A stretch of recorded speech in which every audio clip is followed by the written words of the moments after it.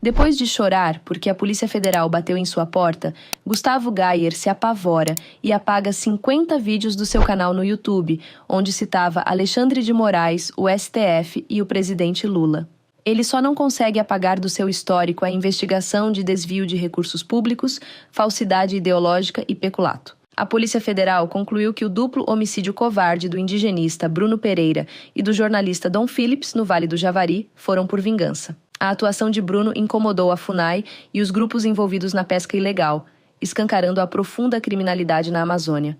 Após 2 adiamentos, o Supremo Tribunal Federal retomou o julgamento que pode levar Fernando Collor à prisão por corrupção passiva e lavagem de dinheiro em processo da Operação Lava Jato, onde ele entrou com recursos contra sua condenação para escapar e sair impune por seus crimes. 3 dias após a Polícia Federal cumprir um mandado de busca e apreensão contra o deputado federal e bolsonarista Gustavo Gayer, ele removeu 50 vídeos de seu canal no YouTube. Monitorado pelo Novelo Data, a maioria dos conteúdos mencionavam o STF, o presidente Lula e pedidos de petições para o impeachment do ministro Alexandre de Moraes. A Polícia Federal encontrou informações no celular de João Paulo de Souza Cavalcante, dono do site Goiás Online, que apontam desvio de dinheiro público para ajudar a organizar os atos antidemocráticos de 8 de janeiro, com o envolvimento de Gayer. A operação autorizada por Moraes investiga associação criminosa para desvio de recursos públicos, falsidade ideológica, falsificação de documento particular e peculato.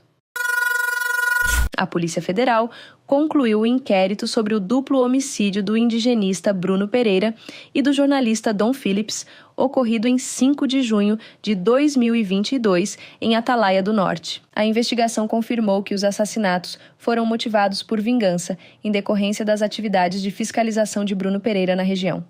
A PF indiciou 9 pessoas, incluindo o mandante do crime, Rubens Vilar, conhecido como Colômbia, e os executores. A investigação revelou a gravidade da ação de grupos criminosos na Amazônia ligada à pesca e caça predatória, com impactos socioambientais graves. Essa organização, além de ter cometido os assassinatos, ameaça servidores de proteção ambiental e populações indígenas. O coordenador do grupo criminoso foi identificado e preso. O inquérito foi enviado ao Ministério Público Federal para análise e possível denúncia. O STF retomou um julgamento que pode levar o ex-presidente Fernando Collor à prisão. Collor foi condenado a 8 anos e 10 meses de prisão, em maio de 2023, por corrupção passiva e lavagem de dinheiro em um dos processos da Operação Lava Jato. Mas o julgamento foi suspenso 2 vezes no plenário virtual. A defesa recorreu contra a sentença por corrupção passiva e lavagem de dinheiro através dos embargos de declaração, que permitem solicitar o esclarecimento de determinados pontos da decisão. Gilmar Mendes e Dias Toffoli votaram a favor do requerimento da defesa, enquanto Alexandre de Moraes e Edson Fachin se manifestaram contra. Os ministros têm até o dia 11 para registrar seus votos.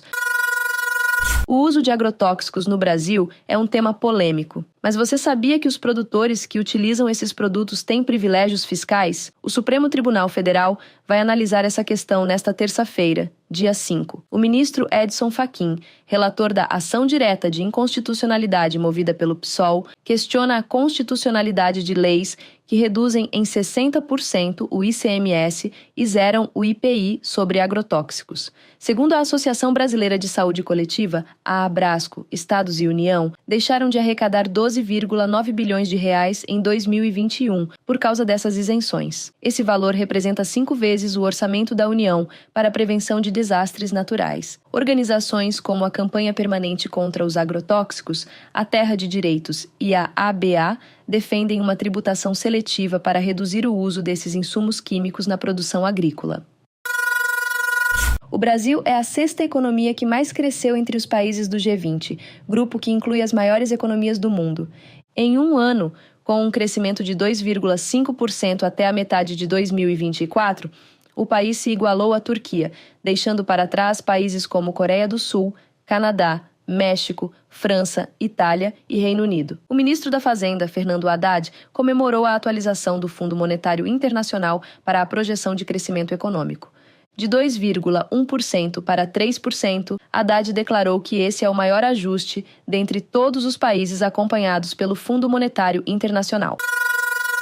O setor industrial brasileiro está em alta. De janeiro a setembro, foram criados 405.493 novos postos de trabalho, um salto de 75,5% em relação ao mesmo período do ano passado. Os jovens lideram essa força de trabalho, com 57,4% das novas vagas ocupadas por trabalhadores de 18 a 24 anos. Pelo segundo mês consecutivo, o Nordeste foi a região em que a indústria mais contratou, com participação de 42,4% das vagas criadas em setembro. Os dados foram divulgados pelo CAGED. Veja agora sobre a estudante que chamou a atenção no TikTok ao desmentir as mentiras de Nicolas Ferreira acerca do programa Pé de Meia. E, na sequência, uma discussão ao vivo entre os jornalistas da Globo News, após fala polêmica de Demétrio Magnólio. Nos últimos dias, alguns vídeos viralizaram nas redes sociais e a coisa ficou ruim para o Nicolas Ferreira, que foi massacrado por uma adolescente no TikTok, que expôs toda a sua hipocrisia ao criticar programas sociais. A jovem estudante, Joyce Lopes, criticou o Chupetinha, que usou da sua influência para atacar e disseminar fake news ao programa de auxílio do governo federal Pé de Meia, voltado para estudantes de baixa renda. Ela, que é beneficiária do programa, desmascara a hipocrisia do deputado extremista e teve mais de 2 milhões de visualizações entre jovens. O Nicolas Ferreira, mais conhecido como Chupetinha do Bolsonaro, veio mais uma vez usar de toda a influência dele para disseminar desinformação e fake news. Esse perfil não é focado à política, e todas as vezes que eu citei política aqui, foi sempre de uma forma discreta, para não colocar meu posicionamento político aqui e não gerar esse tipo de discussão. Mas ele pisou no meu calo. Ele fez um vídeo num fundo totalmente preto, com uma música de suspense, criticando o programa Pé de Meia. Eu sou uma das milhares de jovens que recebe o Pé de Meia, que é uma ajuda do governo para você estudar. Porque eu não sei se ele sabe, mas o nosso Brasil ele tem uma grande desigualdade social. E como ele quer um projeto de lei que apoia dar o nosso benefício, que é para estudantes de baixa renda, colocar isso na escola privada, eu vou dizer para ele o porquê. Se os seus pais, se os seus responsáveis ou você próprio tem condição de pagar uma escola privada, é porque você não precisa largar a escola para trabalhar. Porque o intuito do Pé de Meia é que os jovens não larguem os estudos para poder trabalhar. O projeto de lei pelo que foi criado pela Tabata Amaral, que é o Pé de Meia, que foi aprovado pelo governo do nosso presidente Lula, ele nunca foi apoiado pelo PL. Nenhum candidato do PL nunca abriu a boca para falar bem do Pé de Meia. Pelo contrário, os que abriram a boca sempre foram para criticar, porque eles acham que é desperdício dar dinheiro para os jovens, que é o futuro do Brasil. É desperdício investir na educação, mas não é desperdício comprar leite condensado para o quartel. Não é desperdício Não é desperdício enfiar todo o nosso dinheiro público, não. Dos empresários. O Nicolas Ferreira não abriu a boca um minuto sequer enquanto o projeto de lei estava rolando, enquanto tudo do Pé de Meia estava sendo feito para apoiar o programa. E falar que realmente tem que ser investido nos jovens, tem que ser investido na educação, ele nunca fez isso. Mas para falar mal, é claro que ele ia abrir a boca. É evidente. Aí o Nicolas diz que 45 milhões de reais públicos estão sendo pagos para instituições privadas para o Pé de Meia funcionar. Fake news. Mentira. Eu não sabia que a Caixa Econômica era uma instituição privada. Se alguém privatizou a Caixa Econômica, por favor me avisem, porque eu não estava sabendo dessa. A Caixa Econômica, ela paga, passa para frente o dinheiro e guarda o dinheiro do governo. Vocês acham mesmo que não ia ter nenhum custo isso? Claro que teria um custo.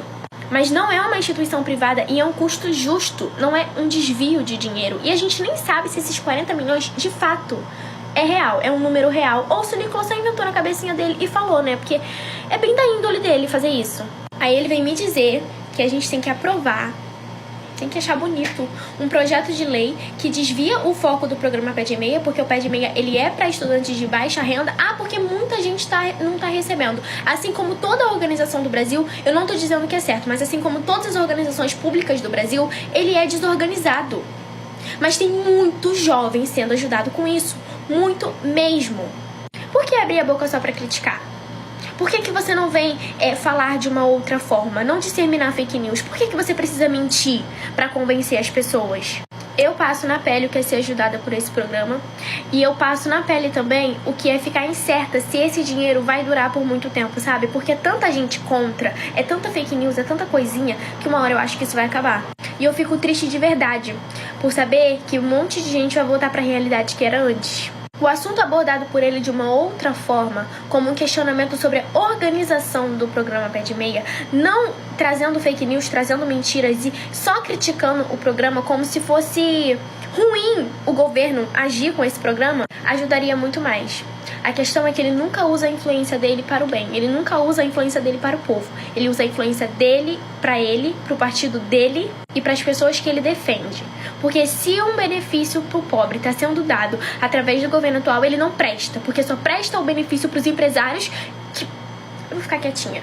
É isso, espero que ninguém caia nessa fake news do Nicolas e que ninguém fique com esse pensamento tosco de que é um desperdício, que o dinheiro público está sendo desperdiçado por investir em educação em jovens. Outra crítica ao pensamento reacionário e machista foi da jornalista Sandra Coutinho, que deu uma invertida ao vivo durante o programa Em Pauta, da Globo News, na sexta-feira, em uma discussão com o jornalista Demétrio Magnoli sobre o lugar de fala da mulher. Essa é a justificativa de algumas pessoas que podem ter falado. As pessoas têm vergonha de dizer que são misóginas, sabe?